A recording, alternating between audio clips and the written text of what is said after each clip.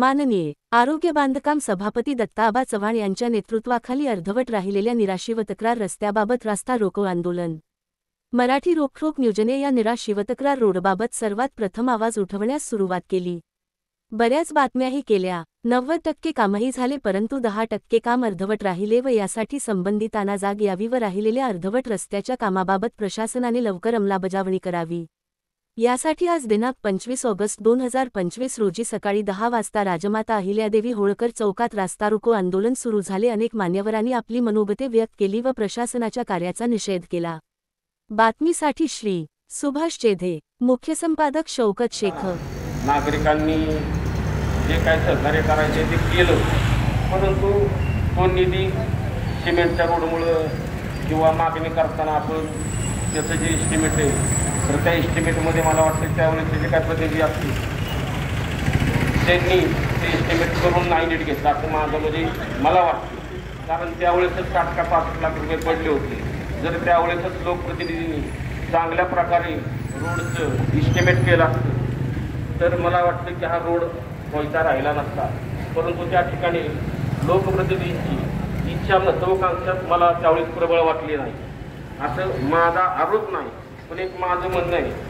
आज आपण सर्वच ग्रामस्थ कुठलाही पक्ष न बघता एक नागरिक म्हणून त्या ठिकाणी आपण आपलं मागणं सरकारला मान्य करण्यासाठी आपला रास्ता रोको आणि धरणे आंदोलन करतो।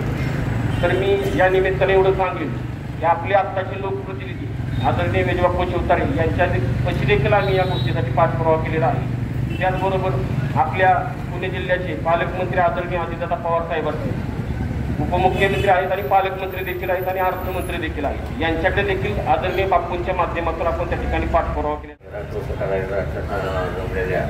आदरणीय दत्ताआबा यांच्या विरोधामध्ये आपण सर्वजण आज आंदोलन करत आहोत। मला वाईट एका दृष्टीचं वाटतं आहे की आपण मला कुठल्याही पक्षावर किंवा कोणावर टीका करायची नाही आहे, पण मला असं वाईट इतकं वाटतंय की आपण जिल्ह्यांची भाषा करतो, मोठमोठ्या गप्पा मारतो आणि आपण एक 10 वाईचा रोड हे ज्याच्यासाठी 3-4 वेळा इथं आंदोलन झालं, निधी पडला, का अडचण येते, का होत नाही याचं उत्तर राजकीय पक्ष देणार, कुठलीच गोष्ट होत नाही, का होत आहे असं का घडतंय। काल एक तुम्ही टीव्हीला पाहिला तर नंदुरबार जिल्ह्यामध्ये एक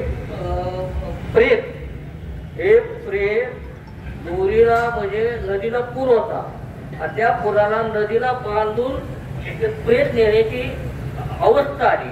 म्हणजे ही आपण म्हणतो की पूर्वग्रही महाराष्ट्र आहे, आमका आपण प्रगत ह्याच्यामध्ये मोडलो जातो, तर या साध्या गोष्टी होण्यासाठी आपल्याला काय वेळ लागतो। त्यांना माझा पहिला विनम्र एक अभिवादन म्हणतो आणि मला काही जास्त भाषण करता येत नाही, फक्त थोडीशी जहाल भूमिका मांडता येते। या जहाल भूमिकेतून एवढंच सांगू इच्छितो की 1947 साली आझाद झालो आपण, पण आझाद झाल्यानंतर एक आपण ग्रामपंचायत, नगरपंचायत, जिल्हा परिषद हे सगळं आपण शिकलो, पण अस्तित्वात नाही। आज शेतकरी म्हणून शेतकऱ्याला कळतं की गुरांना 2 वेळा पाणी लागतं, 2 वेळा चारा लागतो। तसं ग्रामपंचायतीला माहिती आहे की कुठल्या सुविधा कुठल्या वेळेत पुरवायच्या आहेत, नगरपालिकेला माहिती आहे, नगरपंचायतीला माहिती आहे, जिल्हा परिषदेला माहिती आहे, महाराष्ट्र शासनाला माहिती आहे, दिल्ली केंद्रातल्या सरकारला माहिती आहे। आज या वार्ड नंबर 5 मध्ये गेली कित्येक वर्ष रस्ता नाही, साधाव कशासाठी लागते, जाणून बुजून केलं जाते, कशासाठी केलं मला माहित नाही। फक्त एवढंच माझे विचार आहे की प्रत्येक माणसात माणूस आहे, देव म्हणतो ना आपण। वार्ड नंबर 6 मध्ये माणूस आहे, वार्ड नंबर 3 मध्ये पण माणूस आहे, वार्ड नंबर 5 मध्ये तक्रारवाडीत माणूस राहत नाही असा विचार करू नका, त्यांना सुद्धा त्रास होतो। तर त्यासाठी माझी एक विनंती राहील सगळ्यांना की विस्फोट होणार नाही याची सगळ्यांनी काळजी घ्या। वार्ड क्रमांक 5, वार्ड क्रमांक 3 मूळ गावठाणांसाठी रस्त्यासाठी आपण इथं एकत्रित आलो आहे। मूळ गावठाणाला रस्ता नाही, किती दुर्दैवी गोष्ट आहे। मला एक वाटतं की प्रशासनाला सांगायची गरज काय आहे। दादांनी सांगितल्याप्रमाणे त्यांना जबाबदारी समजत नाही का। 2013 साली रस्ता झालाय, आज जवळजवळ हे 12 वर्ष संपत आलं, एक तप झाला तरी गावात रस्ता नाहीये। आरोग्य केंद्रापाशी नळगीवर पाणी साचेल कशी मुलं जातात शाळेत. आता आमच्याकडे मोठी गाडी, बऱ्याच जणांकडे मोठ्या गाड्या आहेत, पण सर्वसामान्य महिला, गरोदर महिला असतील, म्हातारी माणसं असतील, शाळेत ये जाणारी करणारी मुलं असतील, त्यांचा पण ह्याला दयामाया येत नाही. कसं काय विचार करत नाही. प्रशासनाला पण का सांगावं लागतंय. बरं, सर्वच पक्षाचे सर्वच जण म्हणतात रस्ता करायचा आहे, मग मिठाचा खडा नक्की नेमकं अडतंय कुठं, कोण अडवतंय रस्त्याला, ते सर्वांनी बघितलं पाहिजे. जसं घराला अन्न वस्त्र निवारा, तसं गावाच्या विकासासाठी रस्ता, कचरा आणि पाणी त्या बेसिक गोष्टी आहेत, त्या दिल्याच पाहिजेत. गेले अनेक वर्षे होत नाही आणि अर्धवट अवस्थेत आहे, म्हणून खरं तर आपण या ठिकाणी आज आंदोलन करावं लागतं. खरं तर गेल्या वर्षी रस्ता निधी मंजूर झाला, रस्ता सुरू झाला, परंतु त्यामध्ये सुद्धा भांडणं लावली गेली. रस्ता सुरू करायचा कुठून. आता हितमध्येच मगाशी सांगितलं की कॉन्क्रीटचा रस्ता करा, तर कॉन्क्रीटचा झाल्यानंतर म्हणजे वाडीपासून चालू करा.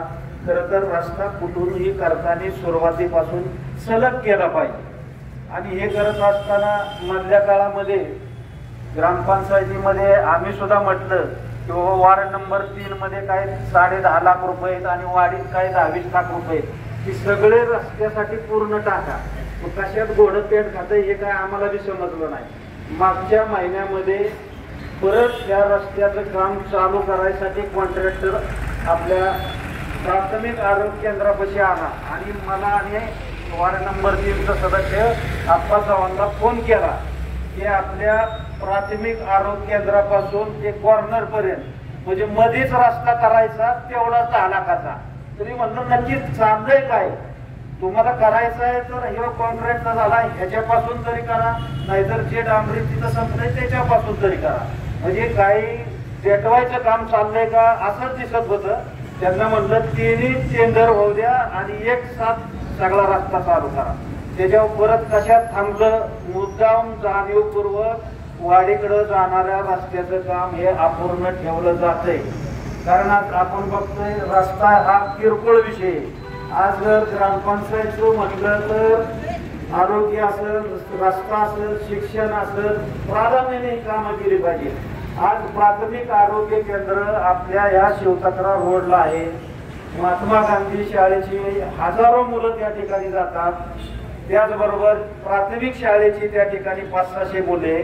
एवढी जर जाणीव पुढाऱ्यांना कळत नसेल की जिथं गरज आहे ते प्राधान्याने खरं तर हे काम केलं पाहिजे. ह्याच्यात कोणाचाही स्वार्थ नाही किंवा वैयक्तिक कुणाचं नाही, परंतु त्याच्याकडे जाणीवपूर्वक त्या ठिकाणी दुर्लक्ष केलंय आणि आपल्यात भांडणं लावण्याचं काम हे खरं तर चालू. राजकारण हे राजकारण होत असतं, पण राजकारण हे जनतेच्या जीवाशी खेळलं नाही पाहिजे. आणि आता सध्या जे काही सत्तेत आहे ते तर आम्ही बी आहोत, आम्ही बी दुर्दैवी आहेत की आम्ही आमच्या नेत्यापर्यंत पाठपुरावा करत नाही का. पाठपुरावा केलेला आहे, फक्त आता त्यांचा आमदार फंडाचा निधीचं थोडं वाटप झालंय आणि माझा अंदाज आहे दिवाळीनंतर 100% निधी आपल्याला पडणार आहे. पण निधी पडोस्तोर आणि ग्रामपंचायत मध्ये पैसे शिल्लक असताना काम होत नसेल तर हे फार दुर्दैव आहे.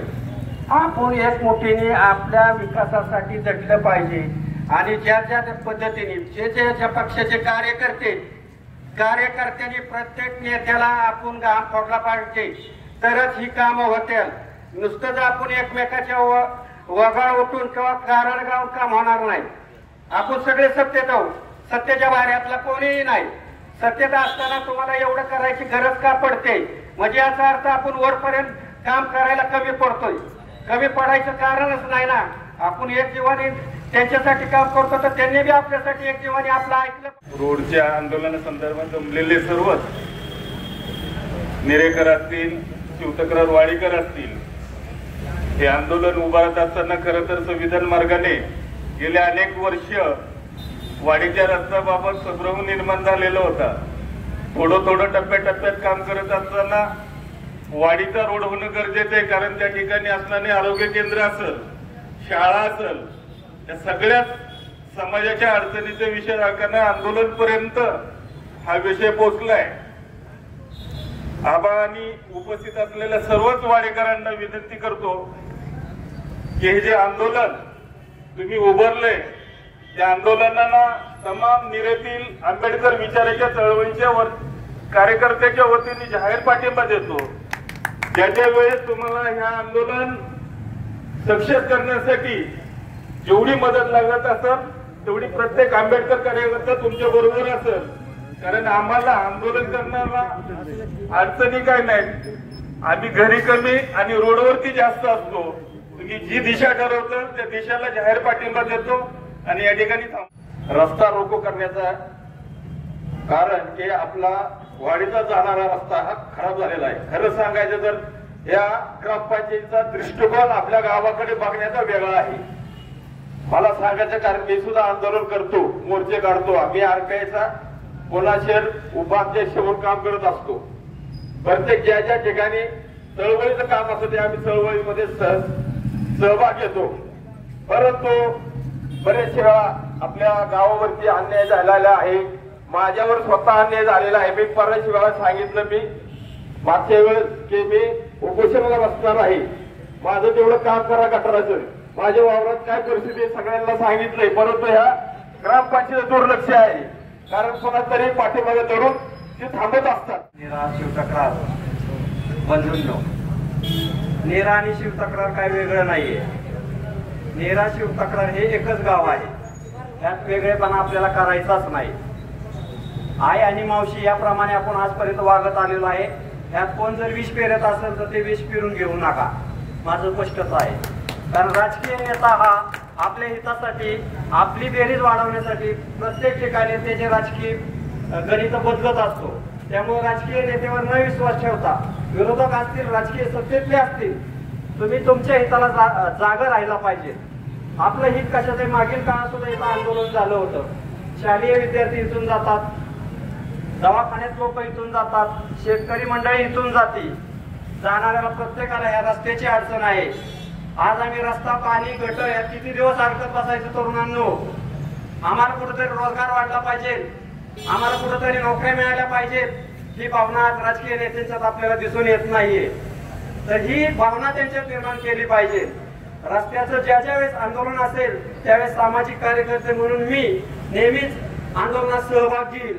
कारण आंदोलन का होतं, आंदोलन होण्याची वेळ काय येते, ज्या वेळेस सत्ताधाऱ्यांना आपण निवडून देतो आणि तो आपल्या विकासाचे प्रश्न सोडवत नसतील तर त्यांना जाब विचारण्याचा संविधानाने आपल्याला अधिकार दिलेला आहे। म्हणून आपण रस्त्यावर उतरून आपल्या हितासाठी, आपल्या हक्कासाठी आपण भांडू शकतो। म्हणून संविधानाने दिलेला अधिकार, हक्क, त्या हक्कानुसार आजपर्यंत आम्ही त्यांना सांगत आलेलो आहोत।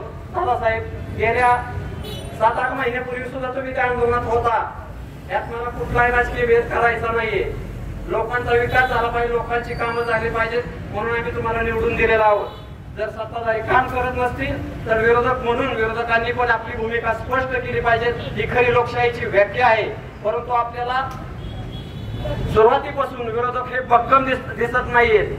ज्या ज्या वेळेस आम्ही ग्रामसभेत विरोध करतो त्यावेळेस जेवढे सदस्य आहेत त्या सदस्यांनी त्यांना विरोध करायला पाहिजे होता, पण आमच्या पाठीशी विरोधक म्हणून जे निवडून दिलेले ते पण तिथं राहत नाही, राजीनामा देऊन काम संपत नाही, तर आपल्याला त्यांच्या विरुद्ध लढाई करावी लागते। कारण लोकशाहीने, जनतेने तुमच्यावर विश्वास टाकलेला आहे की तुम्ही आमचं काम करू शकता, तुम्ही आमच्या कामासाठी सक्षम आहात। ही सक्षमता आपण दाखवली पाहिजे, ही क्षमता आता विरोधकांनी वाढवली पाहिजे, त्याशिवाय या गावाचा विकास होणार नाही आणि आम्हाला नोकऱ्या, रोजगार मिळणार नाही। एवढं सांगतो। जय हिंद, जय महाराष्ट्र। ही 2 शब्द फक्त मी तुमच्या पुढे मांडतोय, बाकी नाही काय। मला एक खेळाची गोष्ट सांगावं लागते। वाडी, आजपर्यंत वाडीला रस्त्यासाठी कधीही आंदोलन करावं लागलं नाही। हे माझं वैयक्तिक मत आहे, मी कुणाला दोष देणार नाही, काय नाही। त्याला आपण जनता कमी पडते। जर जनतेच्या रेटा जर आपण आबाच्या मागे असता, दादाच्या मागे असता, शिवाजीरावाच्या मागे असता, ही वेळ आपल्याकडे यायला नाही पाहिजे, माझं वैयक्तिक मत आहे। पण ती दुर्दैवाने आपल्याकडे वेळ आली, अशी परत रस्त्यासाठी आंदोलन करण्याची वेळ आपल्या येऊ नये अशी मी परमेश्वराला प्रार्थना करतो, वंदन करतो। नीरा ग्रामपंचायत शिवतक्रार येथे वार्ड नंबर 5 मध्ये रस्त्याच्या समस्येसाठी आपण मोठ्या संख्येने इथे उपस्थित राहिला. कारण आंदोलन करण्याची वेळ येते केव्हा की संविधानाने सांगितलं की महामानव डॉक्टर बाबासाहेब आंबेडकर घरांनी येताना संविधान 2 वर्ष 18 महिने 18 दिवस लावले. तेच संविधान अंमलात आणण्यासाठी जर जनता अशीच रस्त्यावर आली तर हुकुमशाही आणि सत्तेदारी खुर्चीवरून खाली बसल्याशिवाय राहणार असं संविधान सांगते.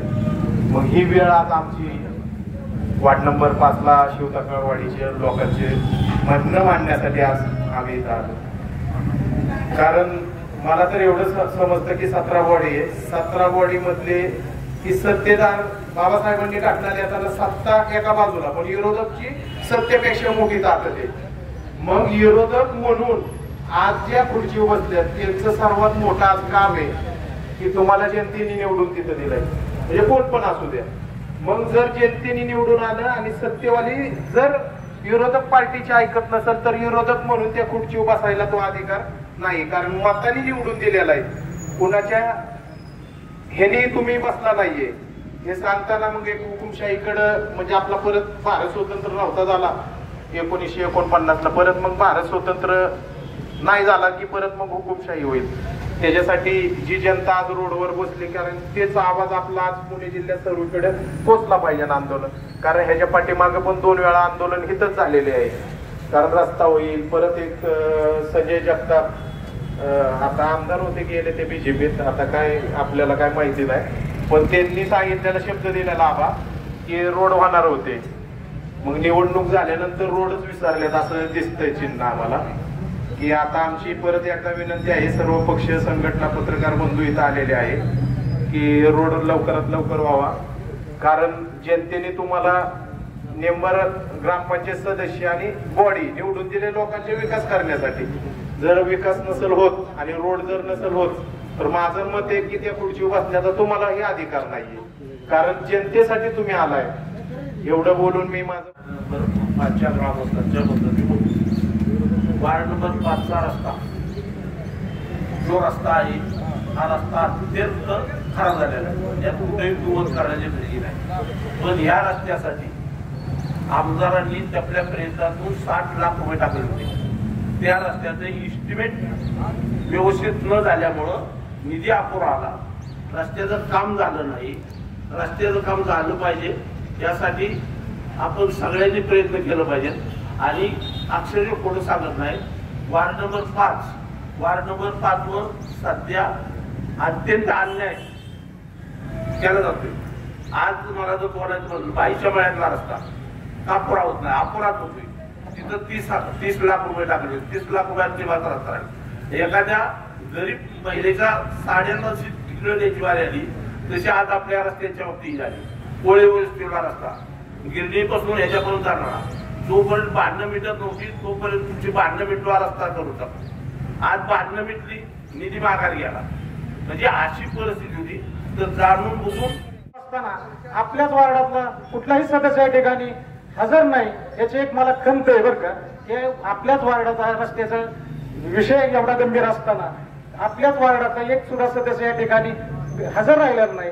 त्याबद्दल मी गावच्या वतीने त्यांचं मी जाऊन विचारतो की आपण कुठं होता. यानंतर ज्यांच्या मार्गदर्शनाखाली आपण या ठिकाणी आंदोलन केलं असे जिल्हा परिषदचे माजी सभापती आदरणीय दत्ताआबा चव्हाण आपलं मनोगत व्यक्त करतात. आपले ज्येष्ठ नेते आदरणीय लक्ष्मण दादा, माजी सरपंच माननीय चंद्रकाका, सोसायटीचे चेअरमन माननीय शिवाजीदादा लकडे, माननीय मदन नाना धुमाळ साहेब, कल्याण तात्या, जयजी साहेब, पत्रकार ज्येष्ठ बंधू आदरणीय बाळासाहेब रणवरे, ज्यांनी प्रसिद्धी द्यायला आपला आवाज समाज आणि प्रशासनासमोर न्यायचा कायमस्वरूपी आपला वसा उचलल्यासारखं या गावचं सुभाषजी जेधे, सचिनराव जमलेले सगळे वडीलधारी अमोल साबळे यांनी पाठिंबा दिला, तो दादा गायकवाड, राजकुमार, नामदेवराव बिचुकले, भाऊसाहेब मुगटराव, विश्वासराव जमलेले सगळे वडीलधारी. जुनी गोष्ट आणि आत्ताची पद्धतीत वेगळ्यात फरक पडायला लागलाय. आईला मुलाचं दुखणं कळायचं पूर्वी. मुलगा रडायला लागला तर आई सांगायची आणि त्याला मुलगी चावली असेल. मुलगा रडायला लागला तर आई सांगायची तू कोणतरी त्याच्यासमोर उभं राहिला असेल. आणि मुलगा रडायला लागला तर ती सांगायची त्याला भूक लागली असेल. त्या जाणीवा त्या आई ह्या गोष्टीला होत्या. आता मात्र वरडून वरडून पोरग फेकून जरी पडलं तर आईच्या लक्षात येत नाही की त्याला भूक लागली तर मुलगी चावली. ही अवस्था शासनाच्या झालेल्या आहेत की त्यांच्या जाणीवा संवेदना कमी होतात का काय असं वाटायला.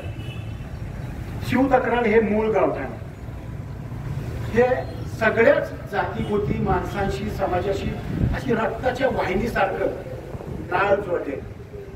आपण आईच्या पोटात असताना बिंबीतून आपल्याला सगळं मिळतं.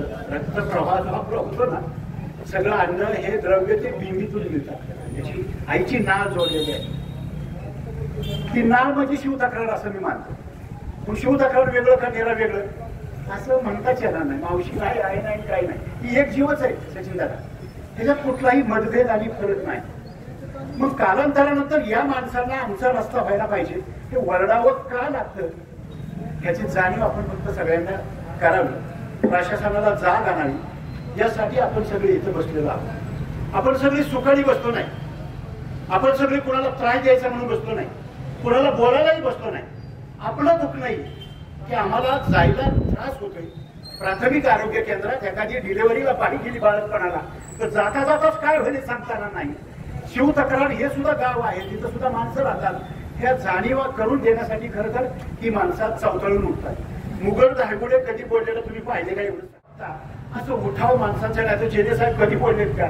माणसांच्या अंतकरणातून उठाव करण्याच्या भूमिका झाल्यानंतर त्याला यादवी म्हणतात. आणि त्याच्या पुढे कुणीही टिकू शकत नाही एवढं विषय. त्यासाठी आतून यावं लागतं आणि त्या आतून आलेल्याची भूमिका आज सगळ्याच ग्रामस्थांनी मांडलेली आहे.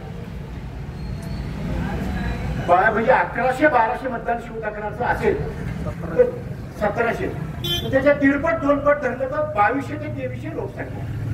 वार्ड नंबर 3 ची 2200 ते 2300 लोकसंख्या. विद्यार्थ्यांची संख्या आणि प्राथमिक आरोग्य केंद्र यांची वर्दळ जर बघितली तर ही कमीत कमी 3,500-4,000 म्हणजे 6-7 हजार लोकसंख्येचं वर्दळ या ज्या बाजूला आहे त्याच्याकडे आपल्याकडे दुर्लक्ष होणं ही बाब काय बरोबर नाही असं मला वाटायला. मग आपण सगळीच राजकीय माणसं माझं महत्व वाढावं म्हणून मी एखादी गोष्ट करतो. माझ्या पक्षाला मत द्यायला पाहिजे. ते म्हणतात माझ्या पक्षाला मत द्यायला पाहिजे, तो म्हणतो माझ्या पक्षाला मत द्यायला पाहिजे. मग आपल्या ह्याच्यामागच्या भूमिका काय? आपल्या भूमिका अशा आहेत की जेणेकरून माझा पक्ष सत्तेत आला तर मी काम करून घेईल आणि माझं महत्व वाढेल. असू दे ना, तो स्वार्थ करायला काहीच हरकत नाही. पण हे सगळं करत असताना सुद्धा ज्या माणसांसाठी आपण नेतृत्व करतो, ज्या माणसांच्या भूमिकेला आपण वडिलकीच्या नात्यानं मानतो, त्या सगळ्या माणसांच्या जाणीवा आणि त्याच्यातल्या असलेल्या उणीवा दूर करून आपण कामकाज करायला पाहिजे ही भावना फक्त ह्या सगळ्यांच्या मनात आहे. प्रशासनाने काकांनी आता सांगितलं की संजय जगतापांनी त्यावेळेस मदत केली 60-65 लाख रुपये आणले. पण इस्टिमेटचं हे झालं. इस्टिमेट इंजिनियर करतो त्याला आपण सांगा, आपण सांगतो त्याला. मी बांधकाम खात्याचा सभापती होतो ना, त्याच डिपार्टमेंट माझ्या अंडर काम करत होतं ना.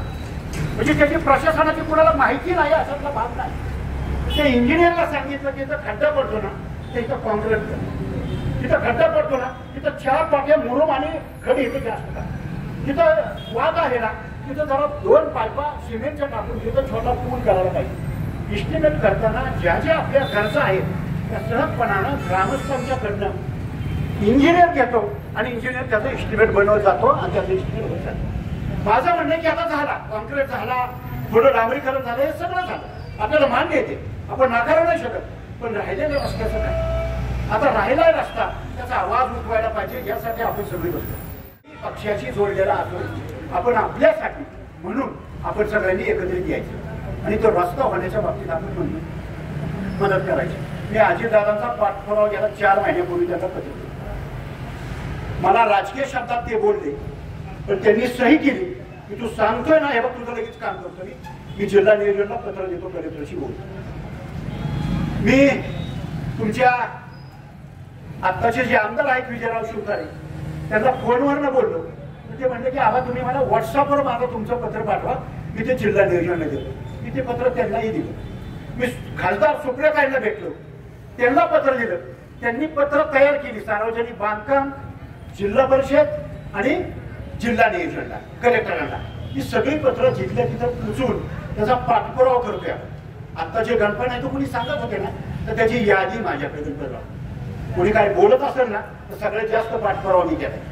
आणि कुणी म्हणत असेल की पदावर बसलो म्हणून आम्ही, तर पदावर बसला म्हणून सामान्य माणसाला, नागरिक म्हणून प्रशासनाकडे काही मागायचं नाही, हक्क कोणी घेतलेला नाही.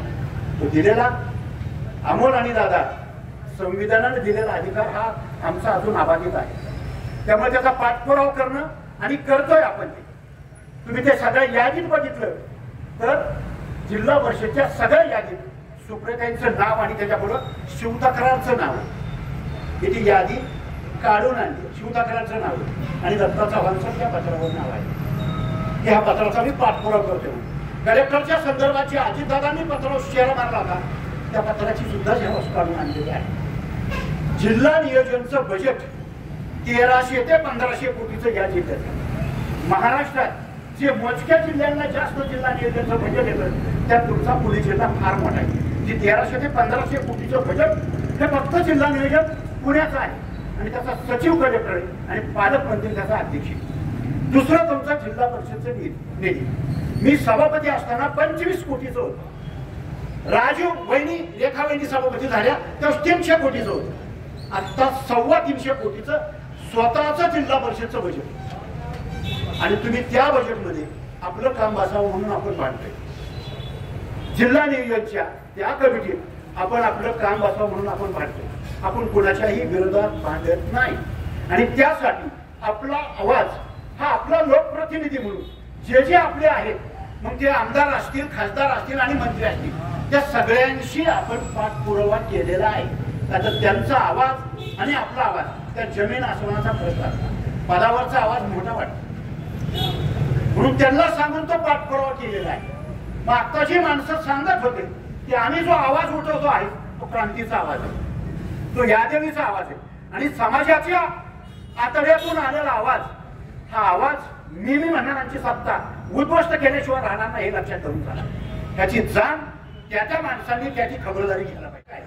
म्हणजे 4 महिने 5 महिने आपण त्याचा पाठपुरावा करतो आहोत. आणि आता ते जेव्हा शेवटच्या घटकेला आले त्यावेळेस त्यांनी खासदार आणि आमदारांच्या याद्या फायनल करायचं चालवलेलं आहे. कुणी चालवले? जिल्हा नियोजननी कलेक्टर साहेबांनी चालवलेलं आहे आणि सचिव म्हणजे आपले दुडे साहेबांनी चालवलेलं आहे. आणि दुसरे जे जिल्हा परिषदचे सीओ आहेत गजाननजी पाटील त्यांनी खासदार आमदारांच्या याद्या फायनल करायचं चालवलेलं आहे. या यादीत शिवतक्रारची ठराविक ठिकाणी नाव आहे आणि ठराविक ठिकाणी नाही. मग हे टेंडरच्या संदर्भातली काय भानगड आहे, काय भाव आहे? 50 लाखाचं 10 लाखाचं काय करायचं? 15 लाख म्हणजे 10 लाखाच्या पुढं जर ते टेंडर गेलं तर मात्र त्या विभागाला म्हणजे ते जर जिल्हा नियोजनचं असेल तर ते सार्वजनिक बांधकाम आणि ते जर जिल्हा परिषदचं असेल तर जिल्हा परिषद त्याचं टेंडर करते.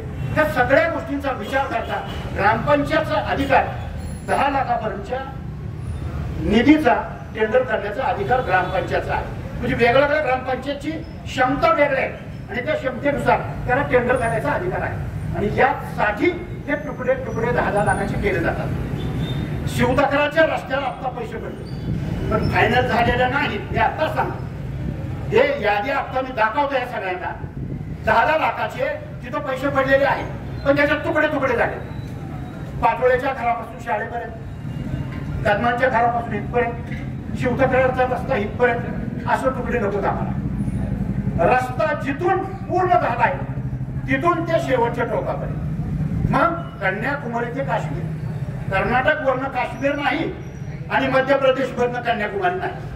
मधला कुठलाही पॅचेस सोडला तो तसाच अपूर्ण राहील. यासाठी आपण सगळ्या जीवानी भांडून त्यांच्याशी आपली सांगून त्या आपल्या दूध देणाऱ्या आईला जागा करण्याचं काम फक्त आपल्याला करायचं आहे आणि यासाठी आपण सगळी एकत्रित आलेलो आहोत आणि यासाठी या आंदोलनाचं आहे. शिव ठाकरेंची सोडणे आहे. ज्यावेळेस ते आक्रस्थळी होतील त्याच्यानंतर मात्र वेगवेगळ्या घटनाक्रम घडत जातील हे लक्षात घ्यायचं. म्हणून प्रशासनाला जाग आणण्यासाठी आणि त्यांना सूचना देण्यासाठी ही पहिली नोटीस आहे असं धरून त्यांनी चालावं. त्या तुमच्या कागदपत्राची जी पैसे तुम्ही टाकलेले आहेत त्याला कुठलीही काटछाट जर झाली तर मात्र त्याचे परिणाम प्रशासनाला भोगावे लागतात. त्याची झळ आणि चटके तुम्ही जरी आम्हाला दिले तरी आम्ही ते सोसायला तयार आहोत. आता आमचं शरीर उघडं केलं तर शरीरावर एकही जागा शिल्लक नाही जिथं जखम नाही. त्यामुळे ह्या जखमांची आणि ह्या सगळ्या संघर्षाच्या सवयी आमच्या जन्मजात सगळ्या गावाला आहे आणि ह्या सगळ्या निरेकरांना आहे. ह्याच्यात सांगायची बोलायची गरज नाही. त्यामुळं ही शासनानं गंभीरपणे त्याची दखल आणि नोटीस त्यांना द्यायला पाहिजे. आज जिल्हा परिषदचे अधिकारी यायला पाहिजे, आज सार्वजनिक बांधकामचे अधिकारी यायला पाहिजे.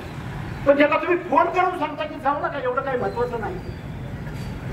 हा जो फोन जातो, हा जो निरोप जातो हा फार यातना करणार आहे.